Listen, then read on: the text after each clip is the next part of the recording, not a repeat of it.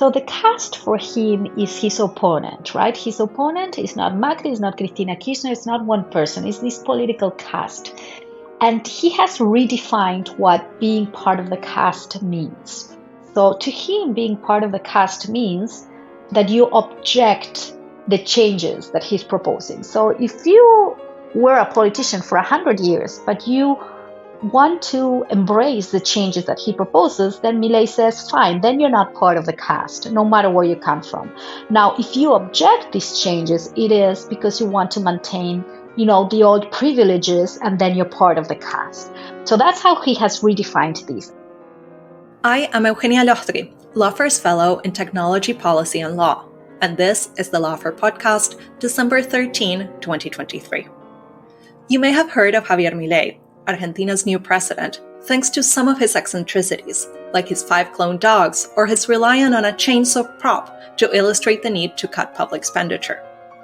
But Milei was able to harness the dissatisfaction with a system that has left the country with 150% inflation and over 40% of the population under the poverty line.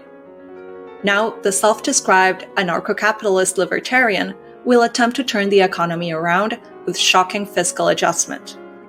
To discuss this inflection point in Argentina, I was joined by Ana Iparraguirre, a partner at consulting firm GBAO and a frequent commentator on leading Latin American media outlets. We talked about Milei's rise to power, if and how he can deliver on his campaign promises, and what that would even mean for the Argentinian people. It's the Lawfare podcast for December 13, Argentina's new president, an anarcho-capitalist in the Pink House. So, at the time of recording is day one of Milei's new government in Argentina. But getting here was a little bit of a roller coaster, with each step of the way bringing surprises, from Milei's performance at the PASO or the primaries back in August, then Massa winning the first round, and then ultimately a sweeping victory from Milei in the runoff in November. So could you get us started with a brief background on the candidates and what their platform looked like? And ultimately, what were the choices available for the Argentinian electorate this year? Well, thank you very much, Eugenia, for having me. This was a very strange election for Argentina. For a very long time, Argentina has had its economy turned upside down, but the politics of Argentina were working pretty well. We have 2 broad coalitions that were alternating power, one more center left, one more center right. And so our political system was working pretty effectively, but not so well for the people.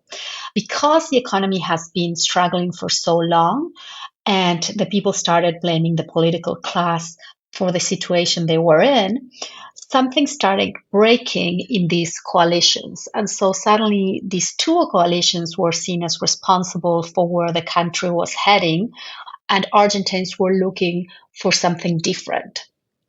And in that context, the political offer that Argentinians had in this election was a little bit different. So you had a strong primary in the center-right coalition of Juntos por el Cambio, with 2 candidates, Rodríguez Larreta, who was the front runner for a while, and he was the more moderate candidate, and Patricia Bullrich, who was a more extreme or tough candidate on that coalition. And then you had an outsider, Javier Milei, running from behind, who represented, a right-wing radical change. And then you had, the Peronist coalition in power that was presenting Massa as their main unity candidate, and a very small left-wing candidate running in the primary for that coalition, who was Grabois. So what happened in the primary? Well, the primary basically showed Milei as the candidate who won the most votes. That was a big surprise for the political system in Argentina. Then in the right-wing coalition, the more radical candidate, Patricia Bullrich, won, and then Massa, as expected, won in the governing coalition. So that was the offer that the electorate had. One candidate that represented continuity, a candidate that represented a radical change who was Javier Milei, and then, a tough candidate on the right-wing coalition. That was the first choice that voters had in the general election. So Milei began his trajectory into public office only in 2021, when he was elected as a national deputy. And he was always a bit of a French character, I would say. Like you mentioned, he was running as an outsider. And I don't think anyone anticipated back then that he would become our next president. So how did he manage that? What do you think that he tapped into that allowed him to build a national platform in just 2 years? Well, I'm going to say that even though it was hard to anticipate that, he would win the election as he did, I think if you look at his candidacy and his persona, and you had some global understanding of what had happened in other countries, it was certainly easy to see that his foundation was very solid. And what was his foundation? Well, his foundation was, first of all, radical change. And 2/3 of Argentines wanted radical change before we headed into 2023 election. Not just any kind of change like they wanted when Macri won in 2015, when they wanted change, but they wanted to make sure they preserved certain things from the old government, like social plans or, maintaining, public state companies like Aerolíneas Argentinas. So, but this time they wanted to go as further away from the past as they could. They really wanted, deep change in Argentina, and Milei represented that. The other thing that he represented was authenticity. Suddenly we had a candidate who was saying all these politically incorrect things. Yes, about the Pope. Yes, about abortion, but also about the economy, saying, look, this system is just not sustainable anymore. We cannot continue to raise taxes. We cannot continue to spend as we are spending. The political class is just like, stripping resources away from the private sectors and from people, and we need to stop that. And those were things that were considered politically incorrect in Argentina. We had not had like a debate about like taxes for a very long time, or about like government spending. And so he starts saying all this, and people say, well, I may or may not agree with what this guy is saying, but at least he's telling me the truth. And so I can't believe him. He's authentic. And so that was the second component of his platform, I think. And the third one was dollarization, where, there was a strong debate. Like, do people understand what dollarization means? Do people want dollarization? Can we dollarize our economy? But what voters heard was like, look, this guy is serious about, attacking the main problem that we have, which is inflation, a problem that we have had for a very long time. And he's serious about it. And he knows how to do it because he's an economist. And many people thought like, when he talked about the economy, they could not understand what he was saying with all these complex terms that he was using. But they were like, well, this is a guy who knows, his stuff. And so I think all those components together, is what projected him to the presidency. And in the meantime, you had, a political class that was not understanding what was going on, was still offering voters the same thing that they had been offering for a long time.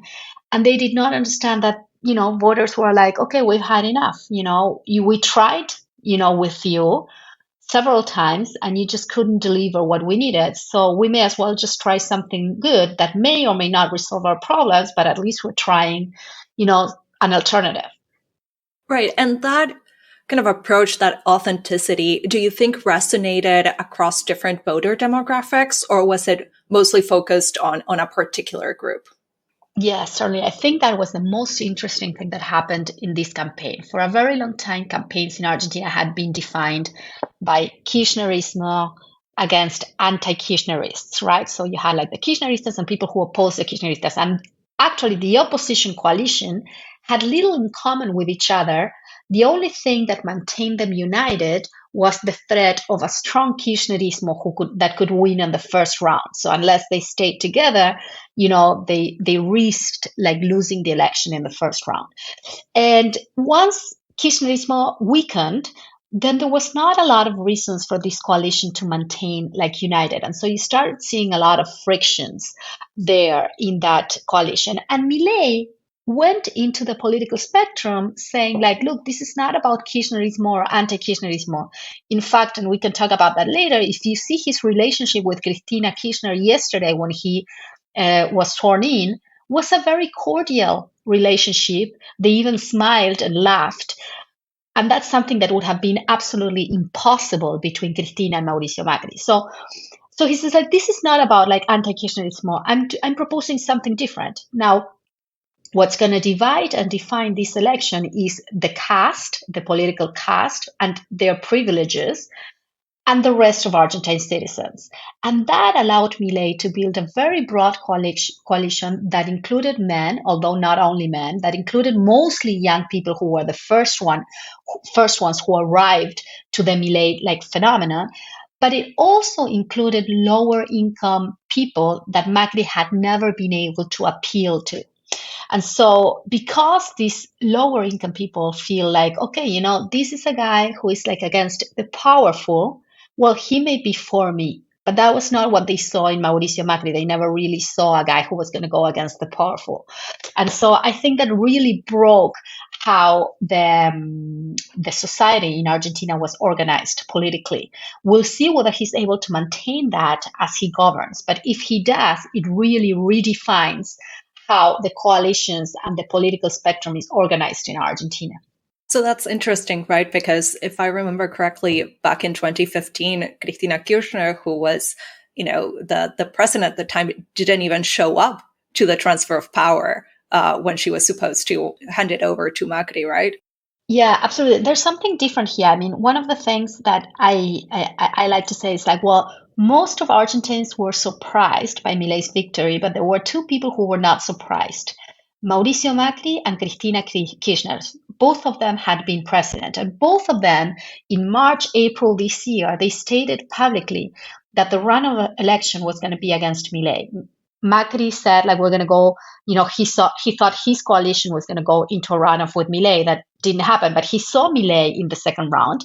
And Christina Kushner said in March, April this year that this one was going to be an election that was going to be divided in 3/3, and Milei was going to be the owner of one of those thirds. And I think they both saw that Milei was creating something new that was not there before. And I think they were able to see that because at some point in their careers, they both created something that was not there before. Like Macri created his own political party outside of the traditional parties in Argentina. Christina Kushner created all these, very progressive, like Kirchnerismo that wanted to redefine the society in Argentina. So they both created something new. And I think they both sort of admire that in Milei. They see him as a real leader. We'll see whether he's able to fulfill that, but they see in him someone who's, creating something new, who has certain charisma that, certainly Cristina did not recognize in the past president, Alberto Fernandez. In the interaction with Milei, I thought that was, very telling in the way she recognizes him and his ability to, create a political base. In politics, the way your wealth is defined on the number of votes that you have in your loyalists. How many loyalists do you have? Because the rest will come and go, right? Clearly, we all understand Milei doesn't have 56% of support. He has 30. But that's a lot. That's a lot. And what that 30%, you can certainly, define the public discussion if you manage to maintain it. Just like Christina Kushner with her 20, 25%, whatever strong hold of voters she had, she was not able to win with that, but she was able to veto anyone. And that's a lot of power in politics. I want to do a very brief detour here and just provide a little bit of background in case anyone in the audience might not be fully familiar. But you mentioned that prior to Milei's kind of inflection point, the political space in Argentina was divided into kind of Kirchneristas and anti-Kirchneristas. Could you maybe say a little bit more about what those two spaces stood for? Like, why would being anti-Kirchnerista be enough to bring all of these disparate groups into one coalition? Right. So the Kirchnerista coalition, was Peronist coalition, but a left-wing Peronist coalition. So Peronism is a movement in Argentina that included left-wing, presidents like Nestor Kirchner, but also right-wing presidents like Carlos Menem, who's someone that Milei actually admires and it's his role model in many ways. So after the Kirchners came into power, especially after Christina Kushner, this left-wing coalition catered towards the most progressive wing of the party, right? With the new, Cámpora youth movement, they catered to, against, the old militaries, the old military from the 70s. They catered for, progressive issues like abortion or, gay rights, or even trying to impose like this, inclusive language. And so this became a more left-wing coalition and catered mostly above all these to the poor. And that's something that's been the traditional connection between Peronism and the most vulnerable, like poor in Argentina, with social plans, but also always recognizing that they were, the most important constituency that they had. On the other hand, the right-wing coalition tended to be more like pro-democracy, more pro like strong institutions, accountability, but also catering towards like the middle class and, the upper income like people. And so as you probably know, there's more like the vulnerable and poor class in Argentina is bigger and broadening, unfortunately. And so in that space, Peronism had a big base of support that the traditional right-wing coalition had never been really able to penetrate, because there were a lot of suspicion against them. Well, at the end of the day, if they have to decide between me and the rich and powerful, who are they going to help? They're not going to help me that I'm poor. They're always going to side with the rich and powerful. Now, they didn't see Milei as that. They didn't see Milei in that same category. They saw him as something different, someone who cared about the poor and was willing to stand up against the rich and powerful. And that's something they really valued from him. They didn't see him as a partner of, old businesses in Argentina. Back to Milei, you mentioned, you hinted at this before, but he ran a pretty, I would say, kind of controversial campaign with proposals that really ran the gamut from relaxing gun ownership, holding a referendum to recriminalize abortion, and then, of course, dollarizing the economy, shutting down the central bank. And now he's the president and actually needs to find a way to deliver and govern. And with that comes negotiating and compromise. And of course, he doesn't really own, in air quotes, own those 55% of the votes. He owes a little bit of that, at least, to the Juntos por el Cambio support that he received after the first round. And there's also the fact that there are checks and balances that could pose kind of hurdles to some of the proposals. Now, we have an example from yesterday where his first measure was a decree of necessity and urgency that restructured the cabinet configuration and reduced the ministries from, correct me if I'm wrong, but from 18 down to 9, which is something that he had indeed promised to do during the campaign. So my question is, how much can he deliver through executive action? And what are the proposals where he may face some challenges because he needs to compromise, he needs to negotiate, he has to convince different parties in Congress to support him? Well, I think that's the biggest question that Argentina has, moving forward. Milei has become president with a lot of popular support. Even if it's now at 56, 30%, it's still a lot of popular support. And for someone who doesn't owe much to anyone, right? He built his own political party. And so he owns a bit to Juntos por el Cambio, he's paying off there, but he doesn't really owe a lot to anyone. He can basically do whatever he wants. He doesn't have a lot of restrictions from the political system. But he's very, very weak in institutional terms, right? It's the first time we're going to have a president who has like zero governors, zero of his political color, who has like 10% of the Senate, 15% of the Congress of diputados, of the members of Congress. That's really, really weak. Just to give you an idea, on average, all the presidents from 83 until now have had at least like 40% of Congress. So he comes into this with a very weak institutional like standing. So what is he going to do then? So he has to show results, right? Positive results. That's his only way forward. But he knows that that's not going to happen in the near future. He knows he's not going to be able to show results, at least for a year. So he's leaning into the symbolic politics, into all the symbols, how he can show people and maintain voter support for as long as possible. So what's going to happen? Well, if he manages to show results, then I think we're going to see a Javier Milei who's like more moderate, more pragmatic, like the Milei that we have been seeing since he won the election. And then we're going to see an opposition that's also more moderate and pragmatic because, voters are going to demand that, some of the good economic policies from Milei are maintained if he has good results. Now, if he doesn't have good results, then what is it that we're likely to see? Well, then we're likely going to see a Javier Milei who's going to lean on his more radical political base, who's going to have to tap into like social, more controversial social issues to keep like his political base motivated. But so far, what he has indicated very explicitly in the speech that he gave yesterday, but also on all the interviews that he gave since he won the election, is like, I have one mission here. My mission is the economy and fiscal responsibility, and that's what I'm going to focus on.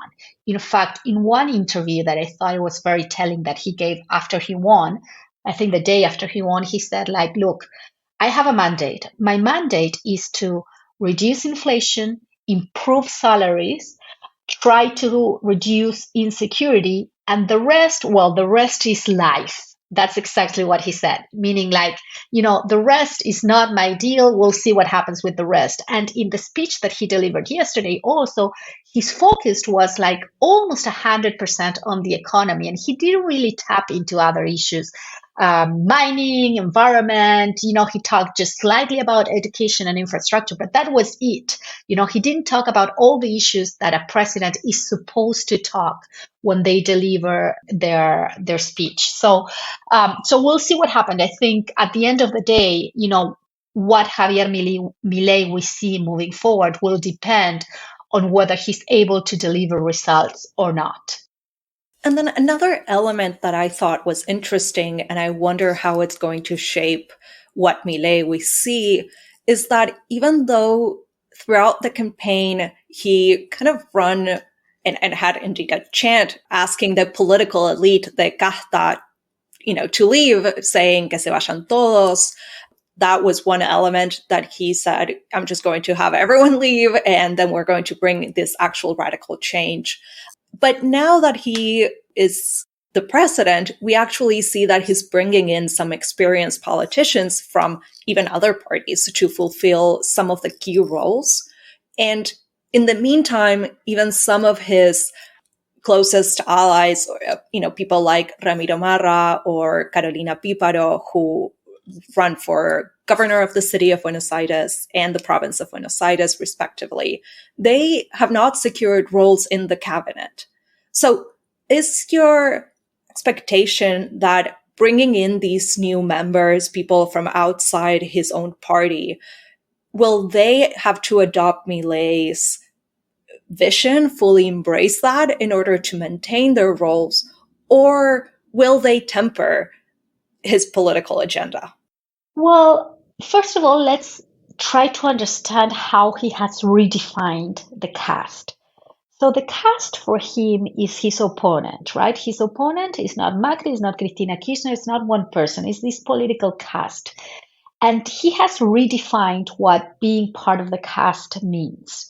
So to him, being part of the caste means that you object the changes that he's proposing. So if you were a politician for 100 years, but you want to embrace the changes that he proposes, then Milei says, fine, then you're not part of the caste, no matter where you come from. Now, if you object these changes, it is because you want to maintain, the old privileges, and then you're part of the caste. So that's how he has redefined these. Now, sorry, Anna, to interrupt, but, like this redefinition comes in the middle of the campaign, right? This is not how he started defining the caste. He was, I think, pretty explicit about the caste being everyone who had been, in power before, right? Absolutely. So the question is this believable? So is this transformation believable? Are people going to follow through with that? So I think, they will follow through as long as he continues to move forward with the agenda and the symbolic agenda that he has been promoting, like having, we all know that reducing like the ministries from 18 to 9 doesn't really reduce like fiscal deficit. I mean, that's not going to help. It's marginal, but that's symbolic. That's a big sign to like his supporters. So he's going to continue to do the things. We're going to have to see whether, he manages to continue to feed his supporter with these sort of symbolic policies that will help them, continue to feel and see him as someone who's going against the caste, even though he's surrounded by old like politicians and savvy politicians, which he needs to be able to move forward his agenda. Now, I always like to talk about like a parallel between this and Christina Kushner, because people say, well, now that he's like in government, I mean, and he's surrounded by all these, old like dinosaurs, are people really going to continue to believe that he's an outsider, that he's fighting against the caste? And I said, like, well, I don't know if he'll manage to do it, but it's possible. Just like when you saw Christina Kushner fighting for the most vulnerable, and she was wearing watches that cost more than what the people who were seeing her at rallies will make in their lifetimes. They still saw her as someone who was fighting for the most vulnerable, because there's like a symbolic politics of priorities that she, at tough junctures, she always, made sure like people understood where she stood. And so she could wear like these, expensive watches and purses and still be, the person that represented the poor. So the question is Milei going to be able to pull off the same thing, like be surrounded by old politicians that are part of the caste, but continue at critical junctures to show voters that when he has to choose, he's going to choose, the people over the powerful? That's the question, and whether he's going to be able to do that, even though he's surrounded by the caste itself. As I listen to you talk about this, I feel a little bit validated, because one word that I've been using to describe my understanding of what's going on is, I don't know, it's all uncertain, right? Uncertainty has been kind of the predominant feeling for me. And, while that is true, there is one thing that I can't really fault Milei for, and that is lack of proposals. He definitely has a lot of proposals.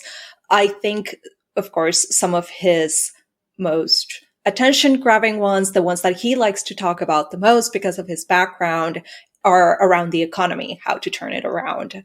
Now, Argentina is facing around 150% inflation. We have around 40% of the population under the poverty line.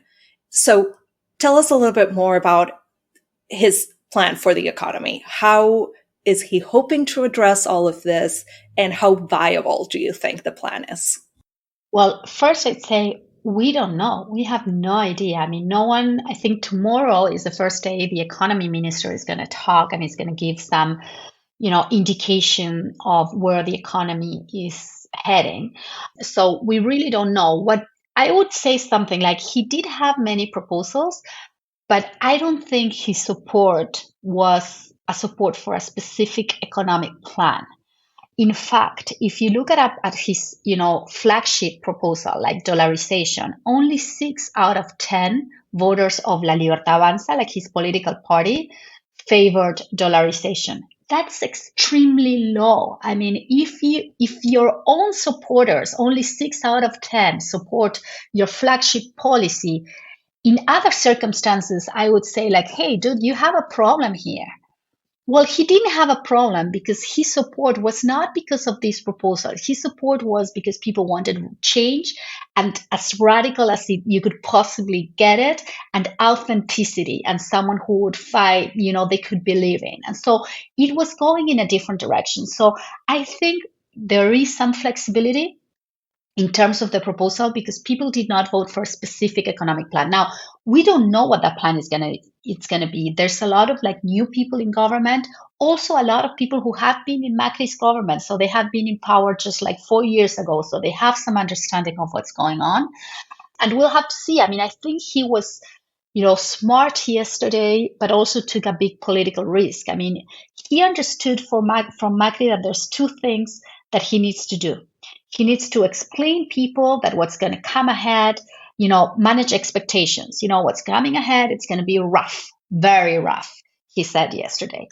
And then it's not going to happen, gradually. We're going to go into a shock policy, and we're going to do it fast, and we're going to implement it all together. We'll see whether he manages to do that, but that's what he's proposing people. He's not going to try to like negotiate. He's going to try to go all in. And so that's very different from what Macri did. But he did another thing that's very different. Traditionally, presidents say like, okay, I'm going to deliver the good news. I'm going to have my finance minister deliver the bad news. Yesterday, he was the one delivering the bad news, So how long, is that going to be sustainable for? Is he going to be able to continue to deliver bad news and still have the support of the people? Because yesterday, when he said explicitly, there's no more money, people were cheering. I had never seen something like that in Argentina before, and I'm struggling to think about any other country of the world where their leader says, like, there's no more money and people cheer. I mean, if you know of an example, let me know, because to me, it's the first time I saw something like that.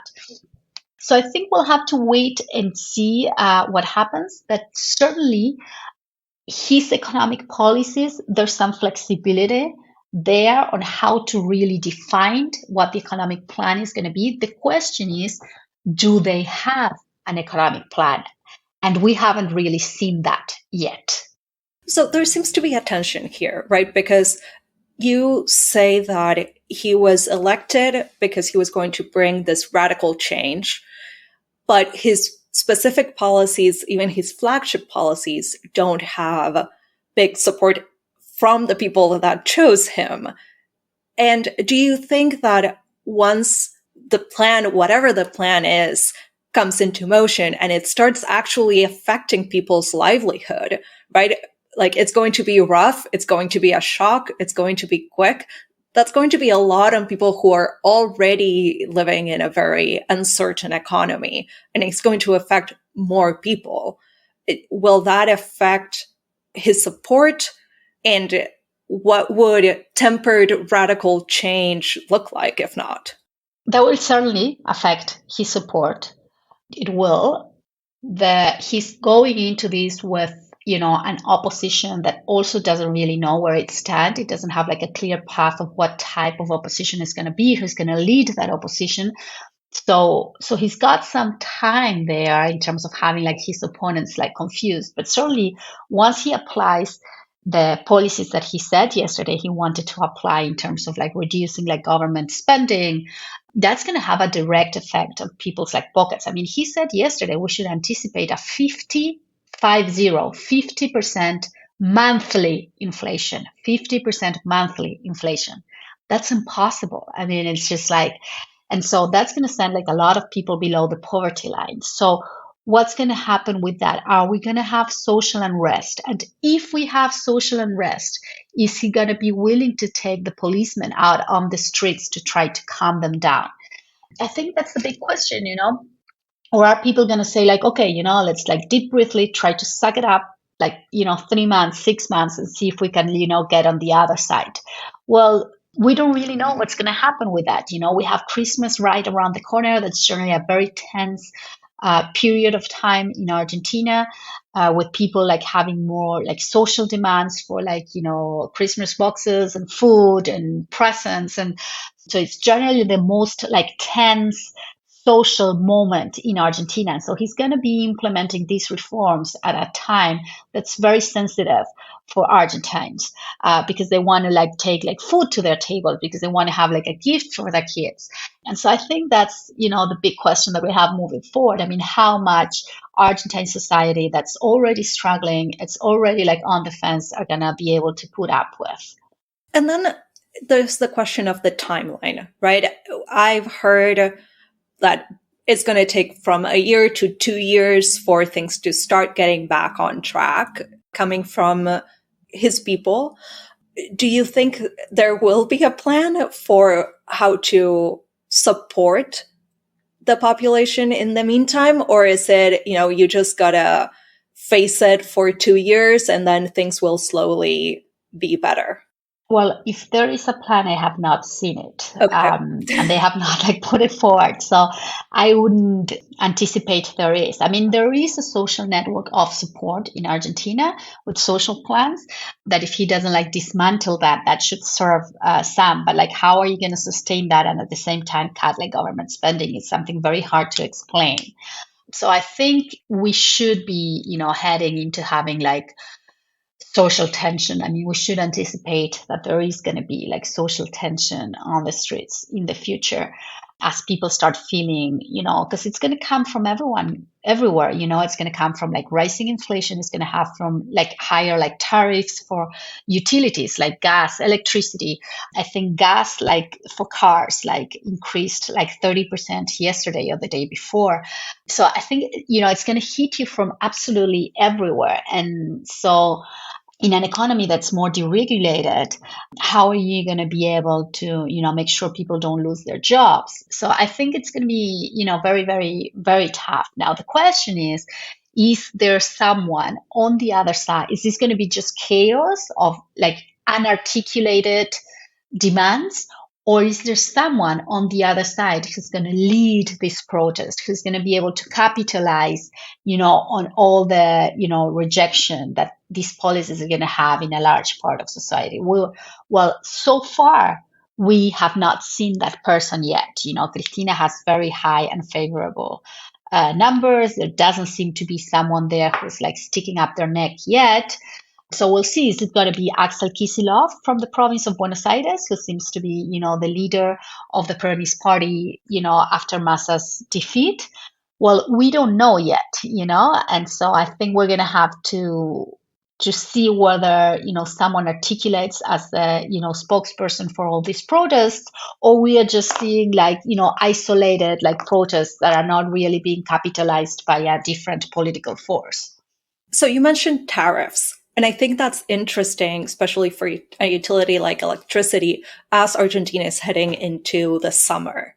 How do you see that playing out? Well, if you lift tariffs, I mean, most likely you're going to have energy. It's not that you're going to have, power cuts, but... we always have power cuts, though.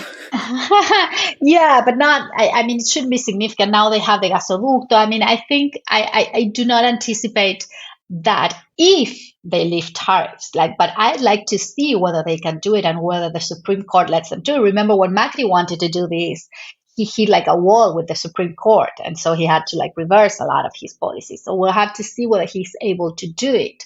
If he doesn't do it, then I think we're going to be strained, in terms of, electricity. And I think, Diana Mondino, her his Secretary of State already said, well, some businesses should start buying electric power generators to provide for their own electricity. So she already warned them about that. So that'll be something that I think the markets are expecting, to have tariffs deregulated, because it's a long-standing problem for Argentina.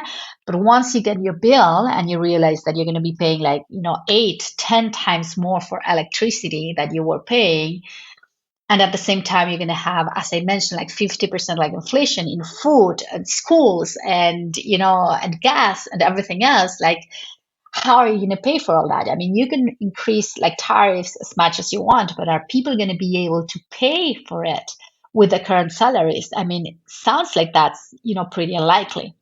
Another big element or a topic of discussion during the campaign was security. And Milei has now brought in Patricia Bullrich, who you talked about before, to take over her past position as Minister of Security. What do you think that tells us about the priorities in that space? I think, he knows there's two concerns from Argentina. The first one and the biggest concern is inflation. And the second one is insecurity connected with drugs. I think, Patricia Bullrich has strong legitimacy on this issue as someone who has fought that, someone who has empowered the police to fight against crime.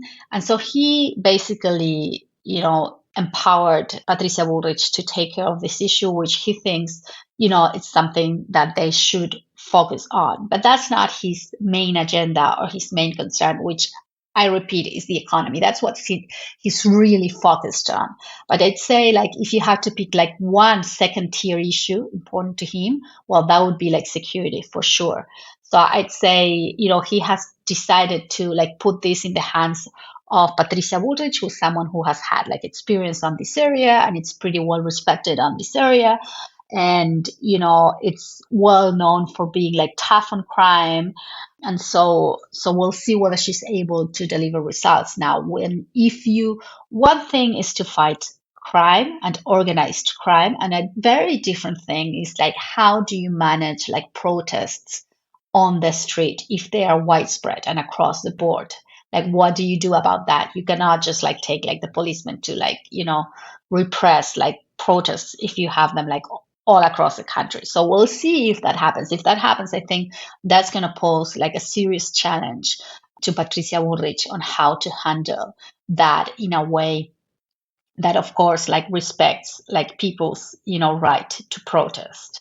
Does she have any particular track record in terms of managing social protests? Well, they have, they throughout the campaign, she has quoted one time and again the case of Jujuy or Mendoza, where basically what they did is when you had organized protests, they froze the accounts of those who organized the protests, right? So if you had a union that was organizing a protest and blocking roads, then you would freeze, that union's account because they were blocking roads and they were basically infringing other people's right to go through that road. And, that's fine if it's an organized protest. I think you have a lot of measures to fight that. If protests are organic and you start having groups of people protesting in different places, what are you going to do? You can't freeze their accounts. I mean, there's only one thing you can do, which is basically take the policemen on the street or just let them protest. So I think that's a very different situation than the one she had to intervene before, and the experience that she quoted during the campaign in Mendoza and Jujuy. It's a very different scenario. Now, I want to talk for a few minutes about the actual transfer of power ceremony that happened this past Sunday. There were some interesting attendance. You had Ukraine's Zelensky, Hungary's Orban, Chile's Boric, but who wasn't there? Well, I think, to me, that's one of the most interesting aspects of Milei. It's very easy to say, look, he's just another right-wing populist like Trump or Bolsonaro. But if you look at him, there's some very big differences. And I think looking at who was there and who was not there yesterday, you can certainly see, that he's not just you cannot just put him in that box. He's a bit different. And he's very different because of his libertarian profile, right? He has an economic perspective that it's different. Both, Trump, he ran fiscal deficits while he was president. And if you look at, Orban, I mean, he had big social programs, especially in rural areas. I mean, Milei is different. He says, he's a libertarian. And so he wants to have no deficit at all and to have a very small government. And that's different. And if you look at his international position, that's also very different. I mean, yesterday, the main star of his swearing in was Zelensky. Zelensky is opposed to Putin, a good friend of both Trump and a good friend of Orban, for example, who was there yesterday and Milei barely paid attention to.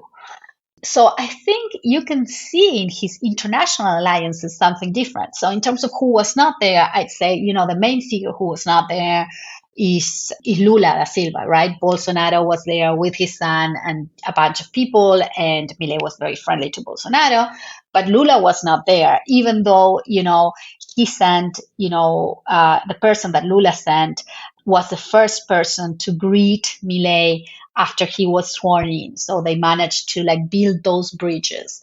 So we'll have to, I think clearly there will be some tensions there, but I don't think we should assume he's going to be, a cookie cutter example of, Bolsonaro or Trump or any of these leaders. I think we're going to see some aspects of his ideology that are going to be mixed into his profile and his policies.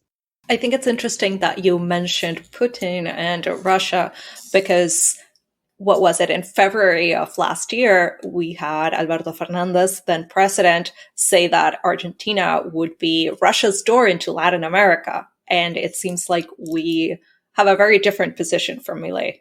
Certainly, very different. I mean, his support, if anyone who watched, and I think it's in the cover of the Wall Street Journal today, Milei's hug with Zelensky. I mean, if you looked, the level of support that Milei gave Zelensky, not that, I don't know how much that means in terms of geopolitics or, military aid, but it was clear that he was very emotional and wanted to make specific gestures towards Zelensky, partly because, he's against communism in general and, autocrats. And so, he's obviously against Putin. He said that during the campaign.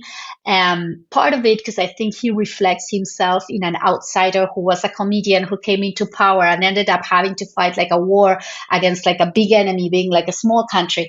And so I think he sees himself reflected in many aspects of Zelensky's leadership, saving the big distances between both of them.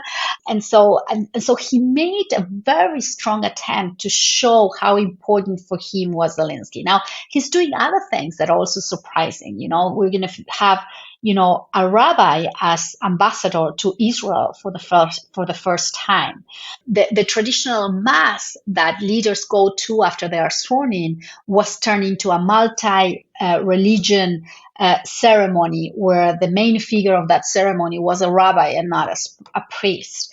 So I think, there's a lot of things in this, how he's managing international relations that are very different from what we have seen in the past and from the alliances that we have seen between Argentina and other countries in the past few years. Macri also had a very different foreign policy from his predecessor, but he did it sort of halfway through his mandate. I think Milei understands the symbolism better, and it's a bigger part of what he believes in, and he's gonna, make it a part of his agenda from day one. So one of the things that I keep getting comments about, people are kind of interested in, are some of Milei's eccentricities, right? I get a lot of questions about his cloned dogs or whether he's wearing a wig. And it's easy to get lost in that a little bit and kind of dismiss him as you said, a cookie cutter far right president now. So I guess I want to wrap the conversation by asking you if there's anything that you want an audience that, might not be following these issues necessarily that closely or have only heard of Milei in those general terms. What would you want them to take out of this entire conversation? What should be the upshot of all of this? Well, I think, it's clearly easy to get lost and, undermine Milei because of all these eccentricities, right? It's just, he's not going to be able to govern. It's just crazy. He's just focused on his dogs. And yes, he has all that eccentricity, but I think it's that eccentricity what allows him to not be held back or hostage of a lot of traditions, political traditions, that he's able to say well, I'm just going to do it differently. I'm not going to talk to the Congress members. I'm going to talk outside to the people when I'm sworn in. I'm not going to parade with my partner. I'm going to parade with my sister, who's the most important person for me.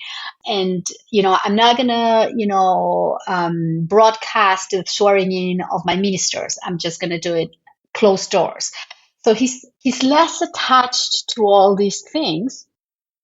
And that allows him to think outside the box in many ways. And that confuses his opponents, because when they think he's not going to be able to do certain things because it has never been done before, well, he does the things that had never been done before. Now, one thing is when you're dealing with symbolic things, and a different thing is when you're dealing with the economy. It has like rules and consequences. And when you're dealing with, sending, an omnibus bill to Congress, well, that has consequences. Then you really need to get the number of Congress members you need to get your bill passed. And as of now, we don't really know if he has that number of votes. I mean, it seems like he doesn't have it. Whether he's going to be able to, manage to get support for that omnibus bill that he's supposed to send to Congress like this week, we don't know yet whether he's going to have that support. So it's easy to get lost in all these eccentricities. I think that allows him to think outside the box and, have his communication be different from what we had seen before, and allow him to differentiate himself from other politicians. But at the end of the day, there's certain things that need to be done in certain way, or otherwise you can't move forward with your reforms. And so whether at the end of the day he's going to be able to put aside those eccentricities and focus on the things that you really need to get done in order to move forward your agenda, we don't know if he's going to be able to do that. So far, he has seemed to be very pragmatic in terms of how he formed his cabinet and the people he has in there, and how he set aside some of his initial supporters that did not have government experience, like Marra and Píparo, as you mentioned earlier on. But at the end of the day, is he going to be able to get the votes he needs to pass the bills that he needs to pass? That's the big question. And unfortunately, we don't even know whether the best result is for those measures to even pass, right? For the Argentinian people, it is that same eccentricity, that uncertainty that you've been kind of bringing throughout the conversation as a theme that makes it kind of concerning what is going to be the best path forward for the actual people. Absolutely. I mean, we don't know what that omnibus bill that they keep talking about is. I mean, no one has seen it. I mean, maybe the people in his cabinet, but certainly not the public. So we don't really know what that entails. I mean, is it just economic policies? Does it include social policies? What is in that package that he's supposed to send to Congress? Well, we have no idea what's in there. And so, I think he has some support for economic policies, and it seems like that's what he's really focused on. I mean, is he going to have to throw in some social policies to be able to get the support that he needs? So, what's the final package that goes to Congress? What does that look like? What does it have inside? Because clearly, he's going to have to negotiate. So once you start negotiating, you don't know what the final deal is going to be and what's going to be in there, right? Okay, so the upshot of this entire conversation is we really don't know. Stay tuned in as we all figure it out together, I guess. Absolutely. I mean, there's a lot of uncertainty. We've left one thing behind. Now we know who the new president is, and that's the uncertainty we have been dealing with for the past year and a half, I think, in Argentina. So the question now is okay, now we know who he is, but we still don't know what he's going to do. Well, that's the big one. Ana, thank you so much for joining me. Thank you, Eugenia. It was a pleasure. The Lawfare podcast is produced in cooperation with the Brookings Institution. You can get an ad-free version of this and other Lawfare podcasts by becoming a Lawfare material supporter at patreon.com/Lawfare. You'll also get access to special events and other content available only to our supporters. Please rate and review us wherever you get your podcasts. Look out for our other podcasts, including Rational Security, Chatter, Allies, and The Aftermath, our latest Lawfare Presents podcast series on the government's response to January 6th. Check out our written work at lawfaremedia.org. The podcast is edited by Jen Patja Howell, and your audio engineer this episode was Kara Schillen of Goat Rodeo. Our music is performed by Sophia Yan. As always, thank you for listening.